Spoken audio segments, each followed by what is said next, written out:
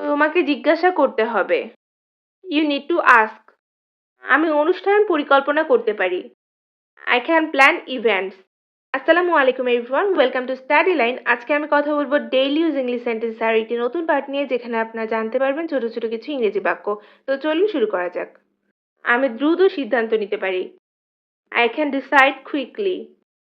I can decide quickly. আমি তোমাকে সাহায্য করতে পারি। I can help you. I can help you. আমি আরামে বসতে পারি। I can sit comfortably. I can sit comfortably.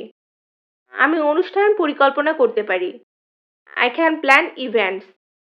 I can plan events. আমি অনুভূতি বুঝতে পারি। I can understand feelings. I can understand feelings. আমি লক্ষ্য অর্জন করতে পারি। I can achieve goals. I can achieve goals. আমি মনোযোগ দিতে পারি। I can focus.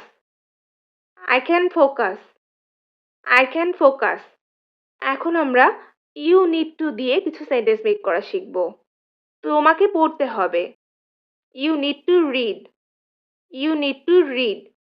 তোমাকে লিখতে হবে। You need to write. You need to right.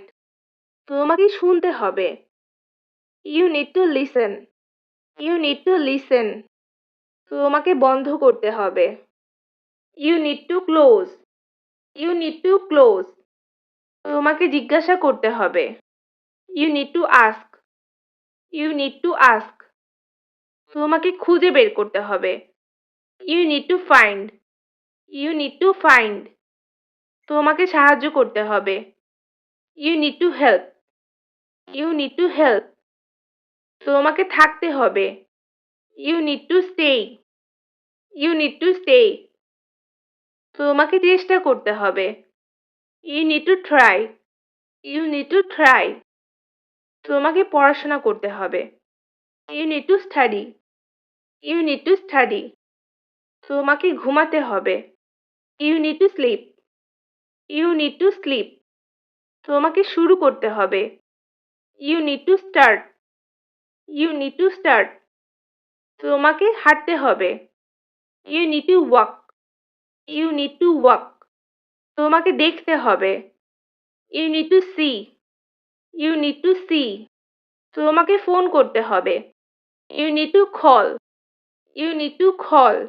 So guys, আজকে এই পর্যন্ত। আশা করি ছোট ছোট সেন্টেন্সগুলি স্পিকিং এর জন্য অনেক বেশি হেল্পফুল হবে। তো সবাই প্র্যাকটিস করতে থাকুন। সবাই ভালো থাকবেন, সুস্থ থাকবেন। ধন্যবাদ সবাইকে।